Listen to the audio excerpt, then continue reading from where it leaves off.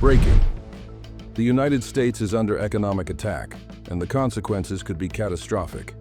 Canada and the European Union have just launched their most aggressive counterstrike yet, cutting off critical trade routes, slashing energy exports, and forging powerful new alliances to dismantle American dominance. And the worst part? This is only the beginning. For decades, the United States controlled global trade, but now, the entire world is shifting against it. As protectionist policies tighten, Canada and the EU are making a bold move, one that could push the US economy to the brink of collapse. Millions of Americans are about to feel the impact of this crisis: soaring prices, supply shortages, and a trade war that is spiraling out of control. The dominoes are already falling, and what happens next will determine the future of global power. And if you think this is just another trade dispute, think again.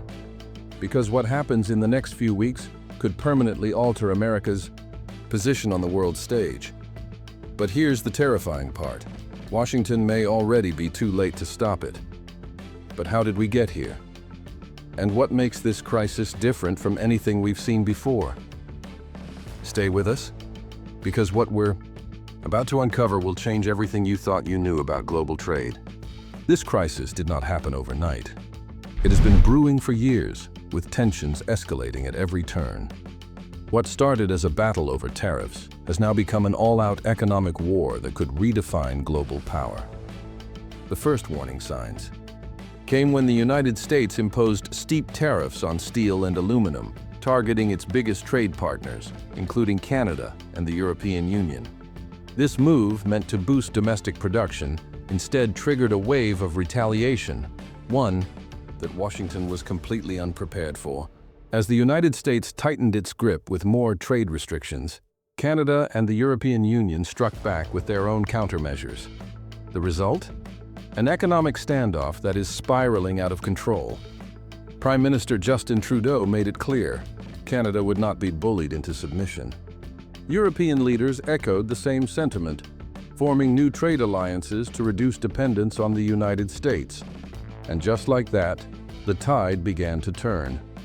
With every move, the United States found itself further isolated. While Washington doubled down on protectionism, its rivals built new pathways for trade, ones that no longer relied on American influence. But here is where things take a shocking turn.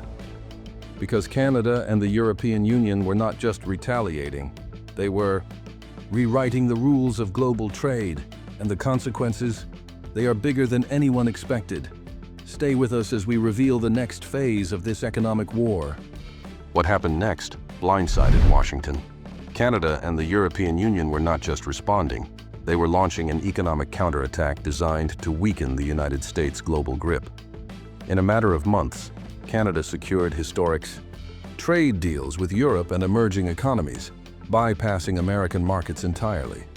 The European Union followed suit, striking new partnerships with Latin America and Asia. This was not just retaliation, it was a calculated shift to a new world order. With every new deal, United States influence shrank. American industries, once dominant, were now struggling to keep up as foreign competitors gained the upper hand. For decades, the United States dictated the rules of global trade. But now, it was being written out of the equation. And the consequences? They were only just beginning. But the biggest blow was yet to come, because Canada and the European Union were not just cutting ties, they were taking direct action against America's most powerful industries. And what happened next changed everything. Stay tuned. The impact was immediate. The retaliation by Canada and the European Union sent shockwaves through the United States economy. Major industries that once dominated the global market were now crumbling under the pressure of supply chain disruptions, rising costs, and vanishing trade deals. From automotive giants to high-tech manufacturing, the economic retaliation left no sector untouched. Factories that had thrived for decades were now shutting their doors. Thousands of workers found themselves unemployed overnight, with no safety net in sight. As the economic downturn deepened, Wall Street went into panic mode. The stock market tumbled as investors scrambled to minimize their losses. Energy prices skyrocketed, food costs surged, and inflation hit record highs, pushing the country closer to financial disaster. Government leaders held emergency meetings, desperately searching for a way to reverse the crisis. But as solutions ran thin, one thing became painfully clear: the United States was no longer in control of the global economy. And for the first time in history, it faced an economic reality where its dominance was no longer guaranteed. But the worst was yet to come. Because what Canada and the European Union did next would push the United States economy to the edge of collapse. Stay with us as we uncover the next phase of this unfolding economic disaster.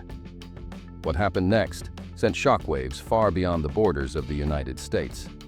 The retaliation from Canada and the European Union had created a domino effect, one that was reshaping the very foundation of global power.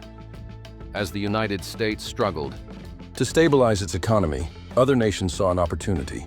China, Mexico, and Brazil quickly stepped in, securing trade deals that had once been dominated by American industries. New trade routes emerged, bypassing the United States entirely.